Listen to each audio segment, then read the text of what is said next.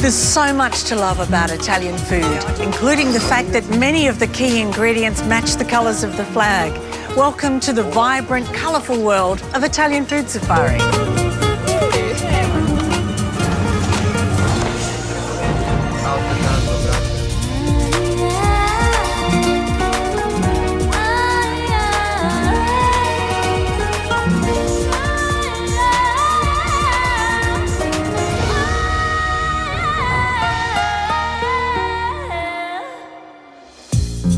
On this safari, the rich red delight of sun-warmed tomatoes and how a family bottles that magic for the year to come. Now we bury it in the moon. A rustic Sardinian feast prepared by two top restaurateurs and the magnificence of a classic tiramisu.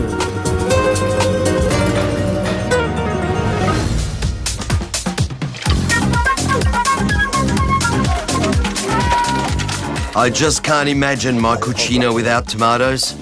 They didn't originate in Italy, but once we got a hold of them, we embraced them as our own. And we called them pomodoro, which translates to golden apple. We're a poetic lot, aren't we? We use tomatoes in so many dishes, like wet braises and pasta and salads. They're like the conduit that holds everything together, as essential as olive oil. So, Paul, best area in Victoria for tomatoes around here? For sure.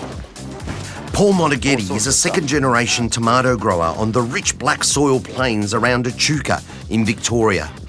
What we're looking at here today is a particular tomato which is good for sauce, yeah? That's right, yeah. This variety, Italian Pride, is the best variety for colour and good red firm tomatoes. Yep.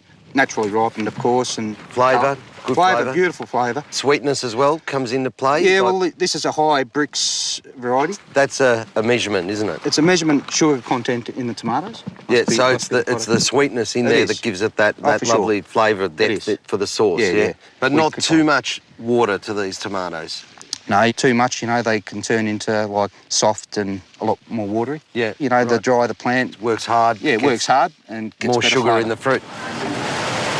I love tomatoes, the taste of the earth, of the soil, and that grow from the soil. And the proof's always in the pudding, so how about we turn one of these babies over and have a look at what you got hiding under there.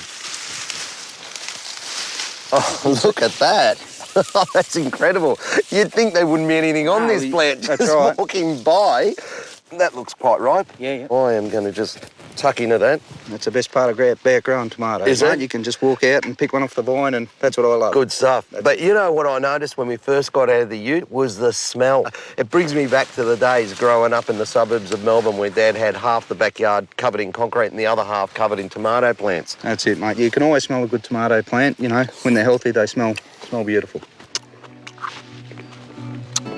I think you've done a good job here, mate. That's good. That's beautiful.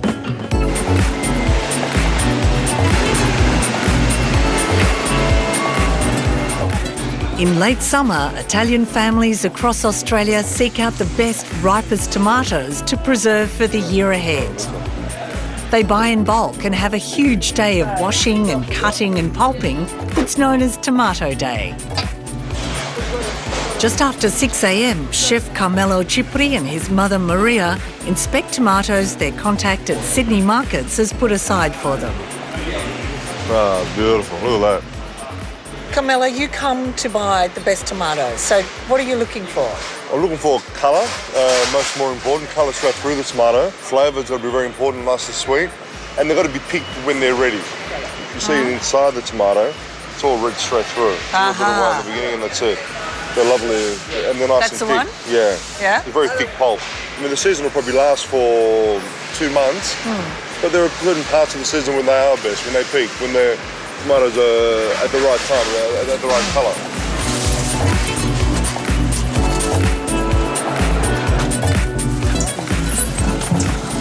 So, Carmelo, you come home from the markets, what happens then? First and foremost, we wash them, and then we dry them. All the ladies inside have been drying the tomatoes, and then from there they get cut up, and then you got to crush them by hand. So you're the director of operations, Maria. Yeah. It's always down to Mum. No, you're not doing it this way. You got to do it this way. So really, everybody else's support staff. Yeah.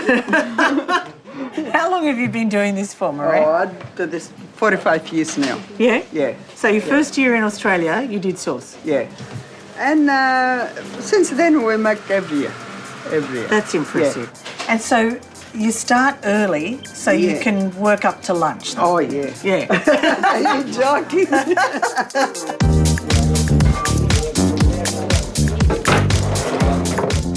Anthony, tell me about being the squasher. It's definitely hard work. Is it? Yeah. But it's good fun. Just the smell that you start to... Oh, it's sensational. That's when it starts to get enjoyable. But I've always got to get it inspected. So you got to get the boss. Got to get the boss, yeah. Mom? Inspection. Okay. You ready, Mum? Sure? Yeah, they pass? Yeah. The tomatoes are then put on a gentle heat. They won't be cooked, only heated through until almost boiling.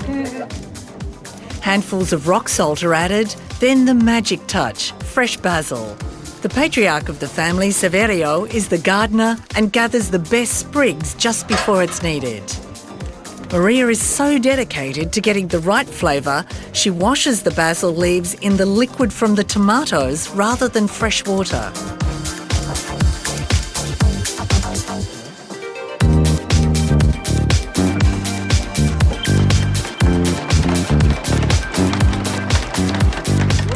To make the passata, the softened tomatoes are passed through a machine that separates the skins and seeds. The secret to getting the best flavour is pressing the skins a second time.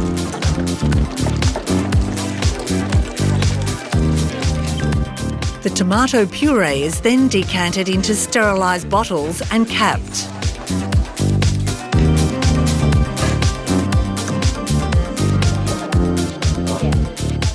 To preserve their contents, the bottles are carefully placed in a 44-gallon drum and hot water poured in to cover the lot, which boils for an hour.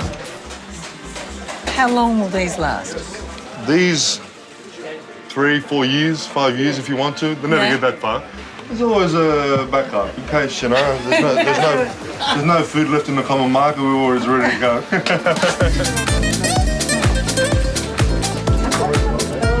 After the hard work, antipasto is the family's salami and capocollo, and then the best pasta in the world. This is the most important part of the day. We're going to get lunch ready for everybody, or else next year nobody will come here to help us do the sauce. A small bit of olive oil. Just a small bit of olive oil. It's good for your health. Beautiful. From there, we just put in the garlic once the oil is nice and hot. Let's put in some basil in there, just a little bit. What I'm making is the traditional Napolitana sauce. Tomato. So describe the taste of this sauce. Comes through your nose, goes through the stomach, into the heart. It's the best thing ever. It's the best thing ever. Close your eyes and you could be anywhere in Italy, but you're here in Croydon Park in Sydney, Australia. Crucial that you take the pasta a little bit raw and let it cook for a few minutes with the sauce, just so the flavour goes through into the pasta a lot more.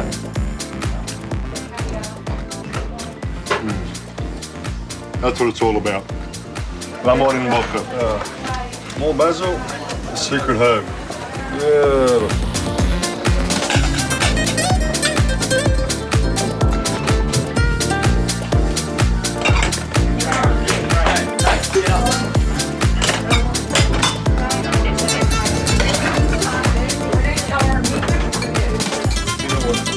So no other way to best celebrate. You could have champagne and caviar, but this is the best. This is the best. With the family, people we love. Yeah, everybody's going to be wanting to be adopted here, I think. Yeah, everybody's welcome. Oh, The more the better. thank you. In Well, the thank you for Italian, doing that's this the Italian for us. way. Yeah, Salute. salute. Cheers.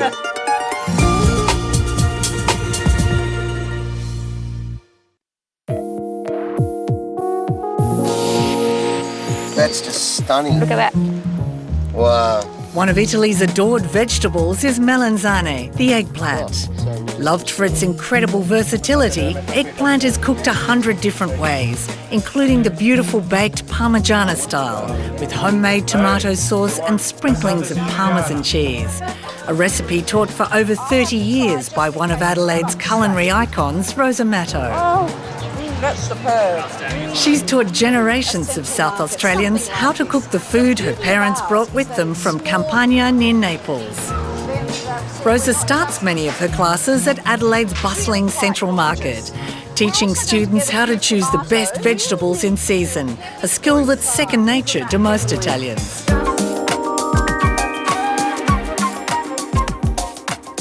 Remove bitterness, that's always been the big thing. Rosa slices and salts 3 eggplant and weighs them down.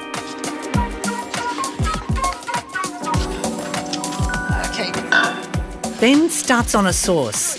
In olive oil, she gently fries diced onion and garlic and adds homemade tomato passata. So put that in. This has become quite precious now because Nonna and the uncles are getting a little bit old to do this now, so they're relying on us to make enough for everybody. But once you've got this, you can make magic. Yes. So we can just leave that now. That's going to do its own thing. Water's coming. After about half an hour, some of the water from the eggplant has been released and Rosa dries it further on paper towel.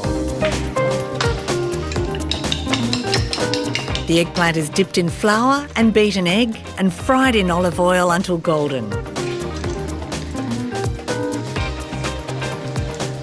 So would you say it's a fairly low-fat recipe? Oh, no.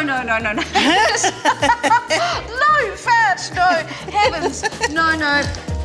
Then the layering starts with tomato sauce and overlapping slices of fried eggplant, torn basil leaves, sprinkles of finely grated parmesan, Oh, the stalk's fine. and slices of mozzarella. Now, that's fairly close to the Italian flag, isn't it? Yeah, it is, isn't it? Yes. Rosa continues layering until the tray is full.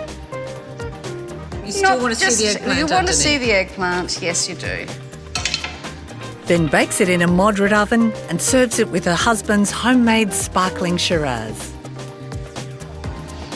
Did you do well on the basil? It melts. Good. That's how it should be. Love that.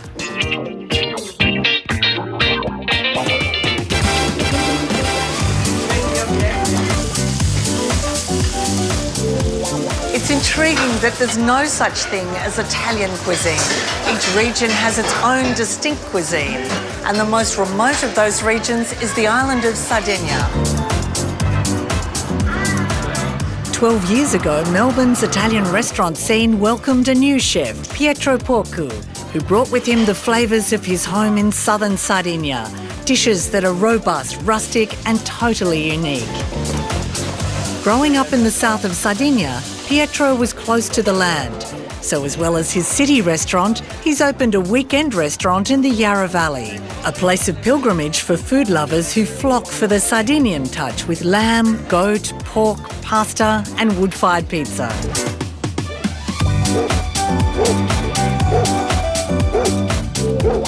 Much of the produce for both restaurants comes from Pietro's own farm. You've got olives, you've got vines that weren't here, artichokes. Yes, we're doing. That is the garden patch. And how much of what you grow here do you use in the restaurant?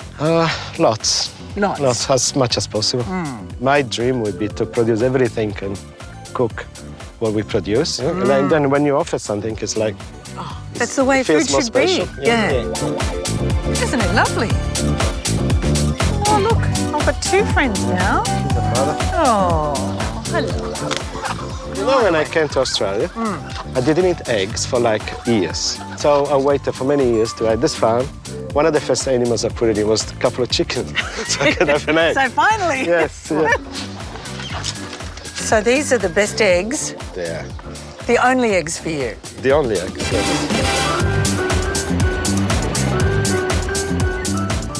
Just beyond the sand dunes of Sydney's freshwater beach, Pietro's paesano Giovanni Pillu spends long days at his restaurant, introducing diners to his take on the food of Sardinia. Giovanni is from the north of the island, and his menu at Pillu reflects much of what he treasures from his childhood. The island is only 500k long, so it's not a really big island, you know? And we have 200 different dialects in Sardinia. Wow. It's very So complex. the two of you wouldn't be able to understand each other if you spoke your original dialect. So it's amazing such a small place has so much diversity. And that really traces back to all the different I cultures. think like even today we're still saying, if we are in Sardinia, we still say, let's go to Italy. You know, like it's so a world apart.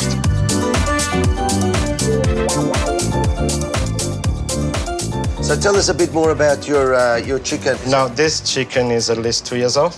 We, as children, we used to wait for this dish. You know, when my mother bought the new chicken, looked forward to it. we knew that was coming. Fantastic. Yeah. I'm going to do a filling with the stomachs, its livers, the unborn eggs, heart. Tell it, what is that? That is unborn eggs, and I think for this occasion it's fantastic. It's absolutely wonderful. And it's the real way. It's a cold dish. We need to boil the chicken, let it set in the myrtle leaves. That is, again, a wild bush that is classical in Sardinia to be used in cooking. It's a typical ingredient from Sardinia. So when you break it, it almost has a eucalyptusy kind of it's flavour. lemon eucalyptus. Yeah. It's gorgeous. There's the bit of heart. Pietro begins by finely chopping the giblets and adds parsley. It's starting to look very tasty already, I must say. Little bit of saffron, not too much, just enough. Beautiful. He adds an egg and some breadcrumbs to bind the mixture. Per legare. Some sun-dried tomato. Yeah, it's tomatoes that I grew myself, I dry myself in the sun. Did you do those at the farm as well? Yes. Beautiful. And mixes it all with his fingers to keep an eye on the consistency, which should be moist but not runny. Then the unbored eggs are added whole. And so now just spinning that in. The filling inside. What a dish this is. This, when it's ready, this one is going to be unbelievable. Fabulous. Does it need to fill it right up, Pietro? Or? No. The chicken is then stitched using cotton thread. This is quite intense, isn't it? I feel like we're in surgery. Then bound with string, ready to be boiled in salted water. Yes, I need plenty of it. Don't be scared. Plenty of it. Gee, I was being cautious. Very salty. Yes, that gives the spice. Right. A little bit of myrtle. I put Myrtle goes in. one, maybe two, no more. They can become bitter. Yeah, too strong. The chicken is poached for about 2 hours until the meat starts to pull away from the bone. And I thought you were just lying to me. It's kind of nice tricking. and soft. And it's finished with a sprinkle of sea salt. Nice. We love salt. Now we bury it in the myrtle. Now we just, we cover with myrtle and let it go for at least 4 to 6 hours. Yeah, at least, but better the next day.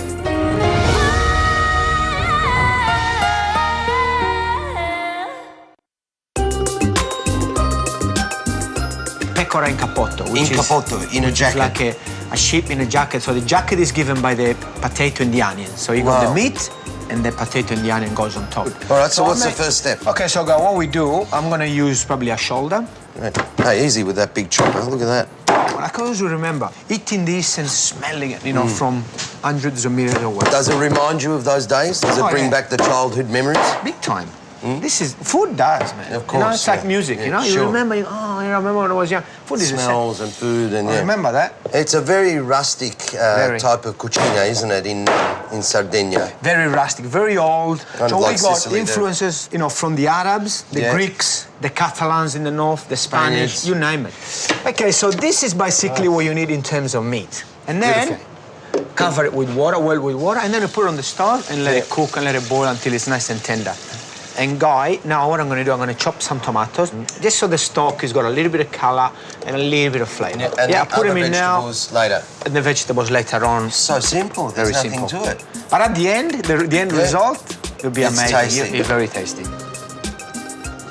That smells amazing, Johnny. To smell. Oh. Now, all the veggies, this is the capotto. They'll be cooked in about 20 to 25 minutes. And then basically it's ready. I love it. I skimmed it all day because, the mutton, it's quite fatty. Now, the meat is, I'm really happy because it's falling off the bone, I'm happy as you can that you're tell. happy. We're going to scoop them out and then keep it and cover it. Because then what we're cooking is the fregola. The fregola, Guy, is like a couscous, if you put it that way, but it's semolina and water. And then they put it in an oven and toast it, so it goes a bit of a nutty There's that lovely flavour. nutty toasted flavour. Nutty flavour. Giovanni, how much? 4 handfuls. 4 handfuls, 4 nice Italian handfuls. Otherwise, we don't want to make polenta out of this, do we? It has to be brothy. How's Beautiful. that? Beautiful. About 6-7 minutes. 6-7 minutes, and that'll be cooked. That looks all right. Can't wait to see what the inside of this is like once it opens up. Look at the colour of that chicken inside. It's a proper colour. You can tell it's a free-range chicken. Yeah. How nice is this? Beautiful. Gelatin. Yeah. Okay, now we reveal our stuffing. Oh, look at that. Amazing. Oh, that's wonderful. Look at that. Oh, dude, want to try? Absolutely. To me, it needs a little bit more salt, it often does. Pietro. What do you think? Amazing. Is that all right? Amazing. The Zafferano really comes out. It's an explosion of flavour. Oh, congratulations, Pietro. That's a beautiful dish. It's going to be fantastic with that bread. Now, I tell you what, that's going to be a hard Sardinian act to follow. It's what we call in Italian piatto unico, you know? Yeah. Like one one dish, yeah. Or one dish. And the smell is amazing. Yeah. Okay, that's it. Oh, that looks luscious. That's done. So now... I'm going to try it. You try some too. Pietro's going to try a little. I'm going to... See this, Guy? See us pulling off like this? We don't need the knife. Can I have a bit of yours, please? Look at that. I'm going to have a bit of yours from here. And never discard that because that's all the flavour. You can't throw that away. I'm going to have both. And good. Buonissimo. Very, very nice. Gentlemen, I can now say that I've visited Sardinia firsthand. I want to applaud you and thank you very much for this little snapshot into Sardinian life. It's amazing.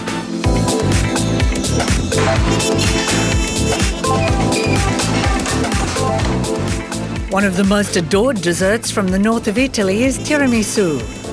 Thought to have been created in a Venetian restaurant in the 60s, it's Italy's answer to English trifle, and it literally translates as pick-me-up. Just ask some beautiful mascarpone for some tiramisu. Yes. One of its devotees is Graciela Alessi, a trained chef who now manages a large bakery. Anything else with that? In her personal quest to discover the ultimate tiramisu, Grace says she's found gold. I guarantee it's the best tiramisu you're ever going to have. Big claim. Proof's in the pudding. Whose recipe is it? I have to say, it's Guy Grossi's recipe. Is it? Yes, it is.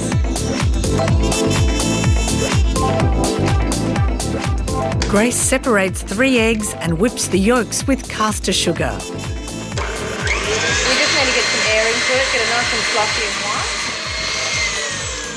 She adds mascarpone and beats it in slowly. The really wicked touch is a duo of Italian liqueurs. So we've got about 40 mils of strega. That means witch in Italian, doesn't it? It does. And 20 mils of sambuca. That's an Italian version of 20 mils, by the way. Well, they can be a little bit generous. You can be as generous as you like.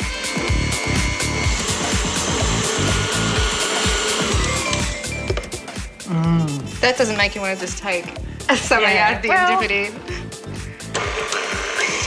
Timing is crucial with the next step, the Italian meringue. Egg whites are beaten, and at the same time, Grace puts water and sugar on to boil until the syrup has reached what's called soft ball stage, when a spoonful of the syrup can be rolled into a soft ball in a bowl of cold water. That's soft ball. That's what we want. When the egg whites have reached medium peak, the hot syrup is added in a thin stream. And you can actually smell the eggs cooking. The eggs cooking. We need to whisk it until the bowl's full. And thick it up. Thick look. The meringue is folded into the rich, creamy mixture.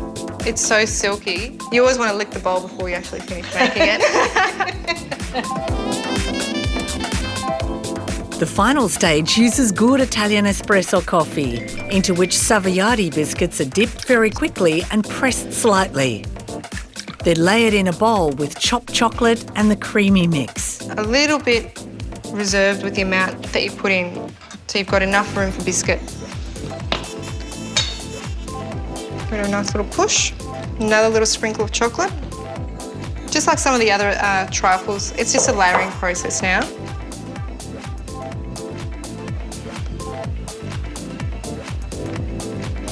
So now it's just smoothing it over. Bring it all the way to the edges. But you're going to get a really impressive slice from this. You're going to get a fantastic slice. But then it's Italian. Generous servings are what we do. Yes, yeah. Good. So now what we just want to do is want to set it for about 2 hours. 2 hours. 2 hours. Bring it on. For the finishing touch, Grace sprinkles freshly ground coffee beans on top.